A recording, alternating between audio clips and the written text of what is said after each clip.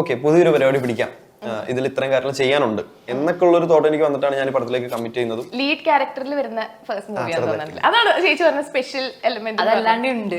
അതെന്താ? ഒന്നുമില്ല, ബാക്കി പരിപാടി പാട്ട് കണ്ടില്ലേ പറഞ്ഞാ മതി. റംസാന്റെ പരിപാടി തന്നെ ഒരു പാട്ട് ഡയറക്ടർ അതാണ് ഞാൻ മാറ്റാന്ന് വിചാരിക്കുമ്പോ പിന്നെ വേറെ കാര്യം ഞാൻ പറയുമ്പോ നിങ്ങക്ക് മനസ്സിലായോ എന്താണ്? അതല്ല ഞാൻ പറഞ്ഞ ഫിലിം പ്രൊഡക്ഷൻ കാണിക്കുന്നു, അത് മനസ്സിലായില്ല അല്ലേ? മുമ്പ് നീ പടത്തിന്റെ എല്ലാ കാര്യങ്ങളും ഞാൻ പറയില്ല, ഞാൻ ജസ്റ്റ് തിയേറ്ററിൽ പോയി കഴിഞ്ഞാൽ മനസ്സിലാവും അതെന്താ സംഭവം. തിയേറ്ററിൽ വെച്ച് മനസ്സിലാവും. ഓ സിനിമയെ പറ്റിയാണല്ലേ? അല്ല നേരത്തെ ഇവർ രണ്ടുപേരും പറഞ്ഞല്ലോ കഥ മനസ്സിലായില്ല. അപ്പൊ കേൾക്കുമ്പോ ബിബിന്റെ ഭാഗത്ത് തെറ്റൊന്നും വിചാരിക്കും. ഇപ്പൊ കറക്റ്റായി നീ പറഞ്ഞപ്പോ എനിക്ക് കഥ മനസ്സിലായി. ചേട്ടാ ഞാൻ നേരത്തെ കുറച്ചു മുമ്പ് പറഞ്ഞ പോലെ തന്നെ ഈ ഒരു വളരെ ലേറ്റ് ആയിട്ടാണ് ഈ സിനിമയിലേക്ക് വരുന്നത്. ഞാൻ ധീരം എന്ന് പറഞ്ഞ പടം അഭിനയിച്ചുകൊണ്ടിരിക്കുമ്പോഴാണ് എന്നെ വിളിക്കുന്നത്. സ്ക്രിപ്റ്റ് വായിക്കാനുള്ള യാതൊരു സ്ക്രിപ്റ്റൊക്കെ അയച്ചു തന്നു.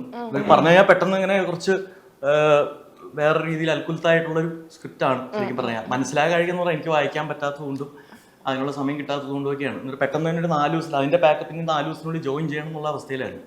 മൊത്തത്തിൽ സിനിമയായിരുന്നല്ലേ? ഇപ്പൊ ജങ്കാറ്, ധീരൻ, ഇപ്പൊ സാഹസം, ഇതെല്ലാം അടുപ്പിച്ചടുപ്പിച്ചായിരുന്നു. അപ്പൊ ഏറ്റവും അവസാനമാണ് സാഹസം വന്നത്. അപ്പൊ എന്റെ സാഹസം അതായിരുന്നു. ഇത് കാരണം ഇതൊന്നും വായിക്കാനുള്ള സമയം ആരെയും പരിചയമില്ല, ഒരാളെയും പരിചയമില്ല. ജീവി ഉണ്ടെന്ന് അറിഞ്ഞൂടായിരുന്നു. ജീവി ഏതോ ഒരു കാലഘട്ടത്തിൽ വർഷം ഉണ്ടെന്ന് അറിഞ്ഞൂടായിരുന്നു. വർഷം മെർച്ചിയുടെ സമയത്ത് പരിചയമില്ലേ? അത് വന്നപ്പോഴല്ലേ വർഷം ഉണ്ടെന്ന് അറിഞ്ഞത്.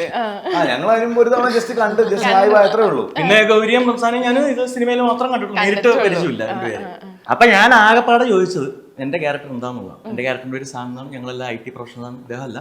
1 2 രണ്ടുപേരും. പിന്നെ സജിൻ ചെറുകയിൽ, ഹരി, ജയശ്രീ, സലീം. അപ്പോൾ ഞങ്ങൾ നടക്കുന്നു. അപ്പൊ എന്റെ ക്യാരക്ടർ കുറച്ച് ഹ്യൂമറുമായി ബന്ധപ്പെട്ട് ഉള്ളൊരു ക്യാരക്ടറായിരുന്നു. രസമായിരുന്നു ആ ക്യാരക്ടറൈസേഷൻ എന്നുള്ളതുകൊണ്ട് അത് മാത്രം മനസ്സിലാക്കിയുള്ളൂ. പിന്നെ ഈ പടം സ്പെഷ്യൽ ആയത് എങ്ങനെയാണെന്ന് വെച്ച് കഴിഞ്ഞാൽ ഇവിടെ വന്നതിന് ശേഷം ആരെയും പരിചയമില്ല എന്നുള്ളത്.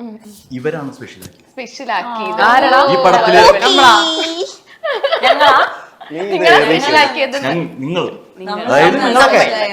ഓക്കെ, ഞാൻ നേരത്തെ ചോദിച്ചാൽ പറഞ്ഞില്ല. റംസാനെ ഫസ്റ്റ് കണ്ടപ്പോ എന്താ വിചാരിച്ചേ?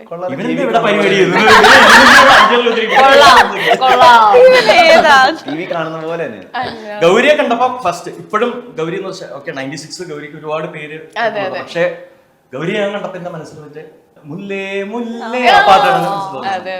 കാരണം എനിക്ക് ഭയങ്കര ഇഷ്ടമുള്ള ഒരു പാട്ടാണ്. ഞാനത് കുറെ പ്രാവശ്യം കണ്ടിട്ടുണ്ട്. അതുപോലെ ഒരു സെക്കൻഡ് സോങ് ആവട്ടെ സന്തത സഖിയെ, അതാവാനുള്ള എല്ലാ പൊട്ടൻഷ്യൽ. അതെ, ഹരിശങ്കർ ചേട്ടനോട് ഞാൻ മെസ്സേജ് ചെയ്തപ്പോ ചേട്ടനും അതന്നെ പറഞ്ഞെ. സെക്കൻഡ് ടൈം കാമിനി കഴിഞ്ഞൊരു ഹിറ്റിനല്ല എല്ലാ ഒരു ഇതുണ്ട്. നിങ്ങൾക്ക് എന്തൊരു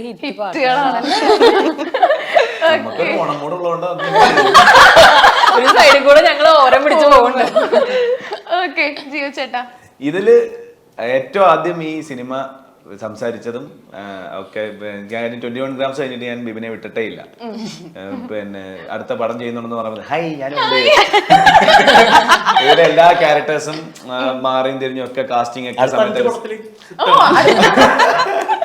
എഴുതി വായിച്ച് എല്ലാ ക്യാരക്ടേഴ്സും മാറി ഓരോരോ ആക്ടേഴ്സിലേക്ക് പോകുന്നതും ഒക്കെ ഞാൻ കണ്ടോണ്ടിരിക്കുന്നുണ്ട്.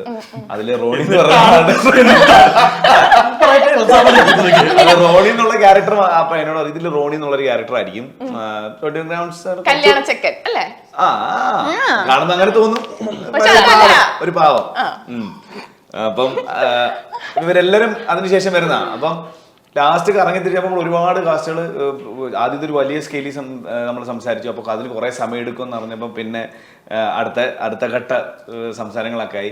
ചിലത് ചേരേണ്ട അടുത്ത് വന്ന് ചേരുമ്പോൾ ഭയങ്കര മനോഹരമായിരിക്കും എന്ന് പറയത്തില്ല. അതേപോലെയാണ് ചേർന്നപ്പോൾ എല്ലാവരോടും ഒരു സ്ഥലത്ത് വന്നു അങ്ങോട്ടും ഇങ്ങോട്ടും ഒരു ഉള്ള ദിവസം ലൈക്ക് ഞങ്ങൾ 10 ദിവസം ക്ലൈമാക്സ് ഷൂട്ട് ചെയ്താ. ഈ 10 ദിവസം എന്ന് പറഞ്ഞാൽ അതാണ് ഞങ്ങള് എപ്പോഴും പറയും, ഞങ്ങൾക്ക് ഈ പടം സ്പെഷ്യൽ ആ 10 ദിവസമാണ്. ഞാൻ ഇവരെന്ന് പറഞ്ഞതില് ഇവര് മാത്രമല്ല വരുന്നത്. ഹരിയുണ്ട്, കാർത്തിക് ഉണ്ട്, സജിൻ ഉണ്ട്, അങ്ങനെ ഞാൻ ഒരു പരിചയക്കാരും ഇല്ലല്ലോ എന്ന് പറഞ്ഞു വന്നൊരു പടത്തിൽ ഒരു ലൈഫ് ടൈം ആയിട്ട് പരിചയക്കാരെ കിട്ടിയ ഒരു പടം. ഞങ്ങളൊരു 10 ദിവസം ആ ക്ലൈമാക്സ് ഷൂട്ടിന്റെ ഒരു 10 ദിവസം ഞങ്ങള് ഒരു കുടുംബം പോലായിരുന്നു എല്ലാവർക്കും. ഞങ്ങൾക്ക് എന്റെ ലൈഫിൽ ആദ്യമായിട്ടാണ് ക്യാരവൻ എന്ന് പറയുന്നൊരു ക്യാരൻ നമ്മളൊരു വളവ് തിരിഞ്ഞ് വരുമ്പം ഒരു റബ്ബറും കാട്ടില് 5-8 ക്യാരൻ. ഇതിൽ ഏതാ ഇപ്പൊ എന്റെ? ഞങ്ങള് പോയി 8ാമത്തെ കയറി. പിന്നെ കയറി ഒരു കാപ്പിയൊക്കെ കുടിച്ച് പിന്നെ പുറത്തിറങ്ങി. പിന്നെ ആ 10 ദിവസം ഞങ്ങൾ എല്ലാവരും ഒരു ക്യാരവനകത്ത് ഉനോ കളി, പിന്നെ ഭക്ഷണം കഴിക്കല്. പിന്നെ അവിടെ ഞങ്ങള് കുറച്ചുപേര് അവിടെ ഉണ്ടായിരുന്നു. അല്ലെ, ഞങ്ങള് കുറച്ചുപേര് അവിടെ ഉണ്ടായിരുന്നു എന്നുള്ള കയ്യൊപ്പ് ഞങ്ങൾ അവിടെ ഇട്ടിട്ടാ പോയത്. മൊത്തം അലമ്പായിരുന്നു.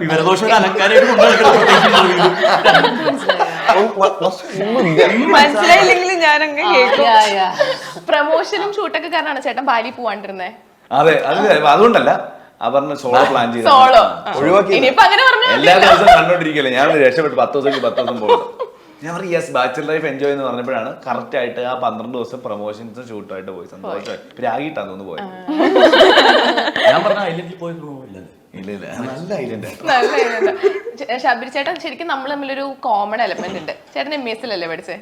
ഞാൻ MES MES മാർബിൾ. ഞാനിപ്പോ കുറച്ച് നാൾ മുന്നേ പാസ് ഔട്ട് ആയിട്ടുള്ളൂ. കുറച്ച് നാളല്ല, 2-3 വർഷം. ചേട്ടൻ വരുന്നുണ്ടാ?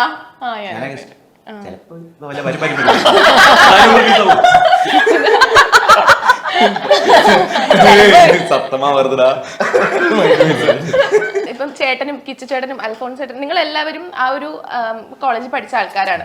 സത്യം പറഞ്ഞാൽ നിങ്ങളുടെ അവിടുത്തെ ഒരു ഫ്രണ്ട്ഷിപ്പ് അല്ലേ നിങ്ങളുടെ സിനിമയിലേക്കുള്ള ഒരു ഇനീഷ്യൽ പുഷ്? അതെ അതെ. പിന്നെ ആ സമയത്ത് സിനിമയെ കുറിച്ച് ഉള്ള ചർച്ചകൾ മാത്രമായിരുന്നു. എങ്ങനെ സിനിമയിൽ കയറാം, എന്ത് ചെയ്യാം, എങ്ങനെ ചെയ്യാൻ പറ്റും. പഠിച്ചു കഴിഞ്ഞപ്പോൾ അൽഫോൺസ് ഞങ്ങൾ ഒരു വർഷം സീനിയർ ആയിരുന്നു. അപ്പൊ അവൻ ആദ്യം പഠിച്ചിറങ്ങി. ഞങ്ങൾ ഫൈനൽ ഇയർ ആയി കഴിഞ്ഞപ്പോഴത്തേക്കും അവൻ വന്നിട്ട് നമുക്കൊരു ഷോർട്ട് ഫിലിം ചെയ്യാം, നമുക്കൊരു ഇതെന്ന് പറഞ്ഞിട്ട് അങ്ങനെ ഒരു ഷോർട്ട് ഫിലിം പ്ലാൻ ചെയ്യാം. അത് തീർക്കാൻ പറ്റിയില്ല. അപ്പൊ ഇന്ന് അത് കഴിഞ്ഞിട്ട് സിനിമ എന്തെങ്കിലും ചെയ്യണം, എങ്ങനെയാണ് ചെയ്യുക, നമുക്ക് പൂനെ ഫിലിം ഇൻസ്റ്റിറ്റ്യൂട്ടിലേക്ക് അപ്ലൈ ചെയ്താലോ എന്ന് പറഞ്ഞിട്ട് ഞാനും അൽഫോൺസും തിരുവനന്തപുരത്ത് പോയി അതിന്റെ എൻട്രൻസ് എഴുതി. കിട്ടിയില്ല. പിന്നെ അടയാർ ഫിലിം ഇൻസ്റ്റിറ്റ്യൂട്ടിലേക്ക് ട്രൈ ചെയ്തു. അവിടെ എന്തായാലും കിട്ടിയില്ല. അങ്ങനെ ഇരുന്നപ്പോഴാണ് Alphonse school of audio engineering എന്ന് പറഞ്ഞ ഒരു ഓസ്ട്രേലിയൻ വേറോംബേ എന്ന് പറഞ്ഞ സ്ഥലമുണ്ട്. അവിടുത്തെ അക്രഡിഷൻ ഉള്ള ഒരു ഇത് ലോകത്ത് പലയിടത്തും ഉണ്ട്. SAE എന്ന് പറയുന്നത് അത് ചെന്നൈയിലും ഉണ്ട്. അവിടെ ഇതുണ്ട്, ഡയറക്ഷൻ കോഴ്സ് ഉണ്ട്, ഡിജിറ്റൽ ഫിലിം മേക്കിംഗ് എന്ന് പറഞ്ഞ്. അവിടെ പൈസ കൊടുത്താൽ കിട്ടും. അങ്ങനെ അവിടെ ചെന്ന് DFM ചേരാൻ വേണ്ടി ചെന്നു. അപ്പൊ അവിടെ ചെന്നപ്പോൾ സ്കൂൾ ഓഫ് ഓഡിയോ എഞ്ചിനീയറിംഗ് ആണ് പ്രധാനം. അങ്ങനെ ഞാൻ ഓഡിയോ എഞ്ചിനീയറിംഗ് ചേർന്നു, അവൻ DFM ചേർന്നു. ഞങ്ങളപ്പോ ഒരുപാട് ബാച്ച്മേറ്റ്സ് സിനിമയിലുണ്ട്. ഓക്കെ. റംസാൻ ശരിക്കും നമ്മളെല്ലാവരും എനിക്ക് തോന്നുന്നു ആദ്യമായിട്ട് കാണുന്ന D4-ലാണ്. സത്യം പറഞ്ഞാൽ നമുക്ക് സിനിമയിലേക്ക് വരുമ്പോൾ നമുക്കൊരു ബേസ് ഉണ്ടെങ്കിൽ അത് ഭയങ്കര ഹെൽപ്ഫുൾ ആവും എന്ന് കേട്ടിട്ടുണ്ട്. D4 എത്രത്തോളം ആ ഒരു ബേസ് ആയിട്ട് ഹെൽപ്പ് ചെയ്തിട്ടുണ്ട് സിനിമയിലേക്ക് വരാനായിട്ട്? സിനിമയിലേക്ക് വരാൻ അല്ലെങ്കിൽ പോലും D4 ഡാൻസ് എന്റെ ലൈഫിൽ തന്നെ ഒരുപാട് ഹെൽപ്പ് ചെയ്തൊരു റിയാലിറ്റി ഷോ ആണ്. കാരണം അതിന് മുന്നേ ഞാൻ 2 റിയാലിറ്റി ഷോയിൽ തോറ്റ് തുന്നം വഴി കുറച്ചാള് ഇനി റിയാലിറ്റി ഷോ ഒന്നും ചെയ്യേണ്ടെന്നൊക്കെ വിചാരിച്ചിരിക്കുമ്പോഴാണ് D4 ഡാൻസ് വരുന്നത്. അങ്ങനെ അത് ചെയ്തു.